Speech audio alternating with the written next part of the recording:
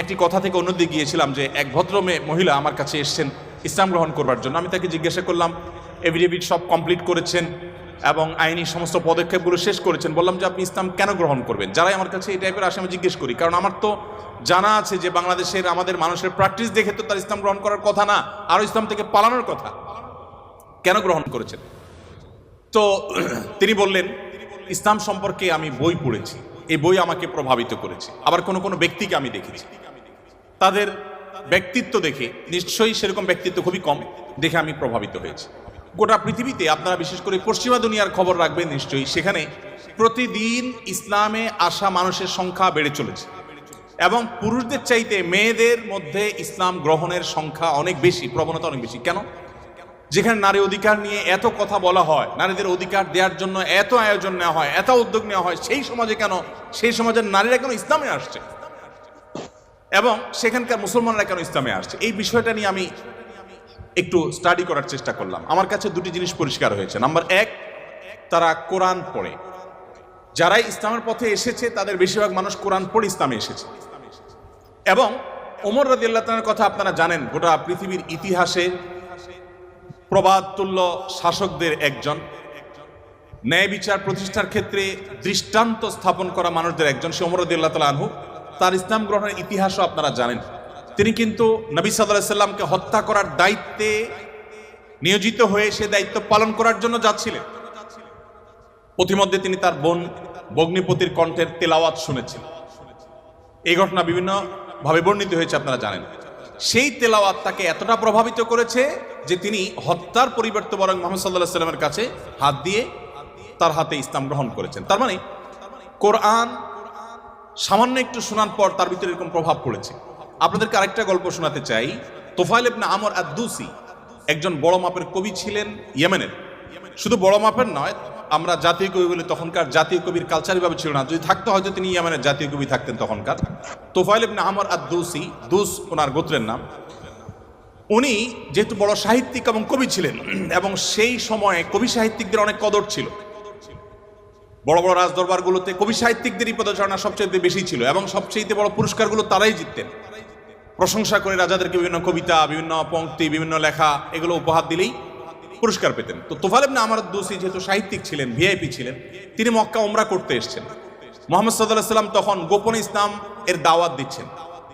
মক্কায় আসার পর তার বন্ধু বান্ধব যারা মক্কায় ছিলেন কবি সাহিত্যিক, তারা বললেন, দেখো আমাদের এখানে তো একটা লোক, তার কথা শুনলেই মানুষ তার জাদুতে আক্রান্ত হয়ে যায়, বাপদার ধর্ম ছেড়ে দেয়। তো তোমার ব্যাপারে আমরা আশঙ্কা করছি যে তুমি এরকম অবস্থার মধ্যে পড়তে পারো। তাহলে একটা বুদ্ধি হলো, তুমি কানের মধ্যে তুলো দিয়ে রাখো, দোনো কানের ফুটো এমনভাবে বন্ধ করে দাও যে তুমি ওমরা যখন করবা, তওয়াফ করবা, সাই করবা, এই টাইমে যাতে ওই ভদ্রলোকের কোনো কথা তোমার কানে না আসে। অ্যাটলিস্ট এই সময়টা তুমি এভাবে একটু পার করো। তিনি তাদের পরামর্শ অনুযায়ী দোনো কান বন্ধ করে ফেললেন এবং তিনি ওইভাবে কিন্তু ওমরার কাজ শেষ করলেন। একটা পর্যায়ে তার মনে হলো যে আমি এত বড় সাহিত্যিক মানুষ, বুদ্ধিজীবী মানুষ, পড়াশোনা করা মানুষ, একটা মানুষ কথা বলবে আর আমি গলে যাব, ভুলভাল বললেও আমি সেটা মেনে নিব, আমি তো এত অর্বাচীন না, আমাকে এত ভয় কেন পেতে হবে? তিনি কানের তুলো খুলে ফেলে দিলেন এবং এরপর তিনি হারামের কোনো এক জায়গা থেকে কোরআনের কিছু আয়াতের অংশ বিশেষ তার কানে আসলো। আসার পর তিনি সাহিত্যিক মানুষ, বুঝলেন যে এটা তো এই মানের ভাষা, এই মানের সাহিত্য, এটা তো কোনো মানুষের রচনা হতে পারে না, বা এই ধরনের রচনা তো আমি আগে পড়ি নাই, এটা তো একটু ব্যতিক্রম মনে হচ্ছে। তিনি তখন মুহাম্মদ সাল্লাল্লাহু আলাইহি সাল্লামকে অনুসরণ করতে শুরু করলেন। পেয়ে গেলেন আলী রাদিয়াল্লাহু তাআলাকে, সম্ভবত আলীরই তেলাওয়াত শুনেছেন। তখন আলী রাদিয়াল্লাহু তাআলাকে বললেন যে দেখো আমাকে তার কাছে নিয়ে যাও, মুশকিল হলো আমার বন্ধু বান্ধবরা দেখলে তো আমার জাত যাবে, বা তারা আমাকে এমন আছে টর্চারও করতে পারে, তাহলে এক কাজ করো, নিয়ে চলো। আলী রাদিয়াল্লাহু সামনে সামনে যাচ্ছেন, উনি পিছিয়ে পিছিয়ে যাচ্ছেন। যে পরে তিনি ইসলাম গ্রহণ করলেন এবং তিনি অনেক টর্চারের মুখোমুখি হলেন। তার মাধ্যমে ইয়েমেন ইসলাম ঢুকে, প্রথম ব্যক্তি ইয়েমেন থেকে ইসলাম গ্রহণ করা। আমি আপনাকে 50টা ঘটনা শোনাতে পারবো যে মানুষগুলো ইসলাম গ্রহণ করেছেন শুধুমাত্র কোরআন স্টাডি করে, কোরআন পড়ে। আমি আপনাদেরকে আজকে আহ্বান করে যেতে চাই, বাই চান্স মুসলমান আমরা যারা আছি, আমরা একটু ইসলামটাকে বোঝার চেষ্টা করি, আমরা ইসলামটা একটু জানার চেষ্টা করি। আমরা অনেকে মনে করি কোরআন হাদিস এগুলো হুজুরদের সাবজেক্ট, এগুলো শুধু ওনারা পড়বেন, আমরা শুধুমাত্র হুজুরদের মুখের দিকে তাকিয়ে থাকবো আর শুনবো। আপনি সেই ধর্মের অনুসারী যে ধর্মের প্রথম নির্দেশ কিন্তু নামাজ পড়া নয়, যে ধর্মের প্রথম নির্দেশ কিন্তু রোজা রাখা নয়, যে ধর্মের প্রথম নির্দেশ হলো ইকরা, তুমি পড়ো। আপনি সেই ধর্মের মানুষ যেই ধর্মে আপনাকে জ্ঞান ভিত্তিক দিন আপনাকে গ্রহণ করতে বলা হয়েছে। আল্লাহ সুবহানাহু ওয়া তাআলা কোরআনে বলেছেন ফাআলাম আন্নাহু লা ইলাহা ইল্লাহ। ইমাম বুখারী রাহমাতুল্লাহ আলাইহি কোরআনের পর সবচেয়ে বড় বিশুদ্ধতম আপনার ব্যাখ্যা গ্রন্থ,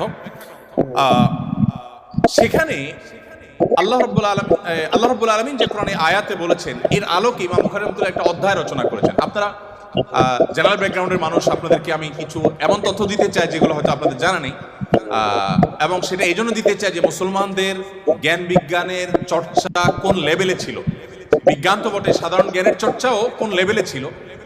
ইমাম বুখারী রাহমাতুল্লাহর যে বুখারী শরীফের কথা আপনারা শুনেন, এই বুখারী শরীফ এটার যে শুধু ইয়েগুলো আছে, টাইটেলগুলো আছে, অধ্যায় এবং পরিচ্ছদের যে শিরোনামগুলো আছে, শুধু এই শিরোনামগুলোর ব্যাখ্যায় ভারতবর্ষের লেখক আছে, সারা ওয়ার্ল্ডের অন্যান্যগুলো বাদই দিলাম, শাইখুল হাদিস জাকারিয়া রাহমাতুল্লাহ আলাইহি ভারতের সাহারানপুরের উত্তরপ্রদেশের, তার লেখা আত-তারাজুম ওয়াল আবওয়াব আছে। আপনার এই টেবিলের এই মাথা থেকে মাথা পর্যন্ত হয়ে যাবে সবগুলো ভলিউম রাখলে। এতগুলো ভলিউম ভর্তি কিসে? শুধুমাত্র সহিহ বুখারীর শুধুমাত্র যে টাইটেল বা শিরোনাম আছে তার ব্যাখ্যা। এবং এগুলো এতটা একাডেমিক এবং এতটাই আপনার ডিপ নলেজের বিষয় এবং এলমি বিষয়, একাডেমিক বিষয়, যে আপনি যদি এখানে প্রবেশ করেন তাহলে আপনি এটার ভেতরে শুধু ঢুকতেই থাকবেন এবং সামনে আগতে থাকবেন। এটা আমাদের ঐতিহ্য। যাই হোক, তো ইমাম বুখারী রাহমাতুল্লাহ আলাইহির একটা অধ্যায়ের শিরোনাম ছিল এরকম যে তিনি লিখেছেন বাবুল কাউলি বিল ইলমি, বাবুল ইলমি ক্বাবলা আল কাউলি ওয়াল আমালি বিহি। অর্থাৎ সে অধ্যায় এখানে রচনা করা হচ্ছে, যে অধ্যায়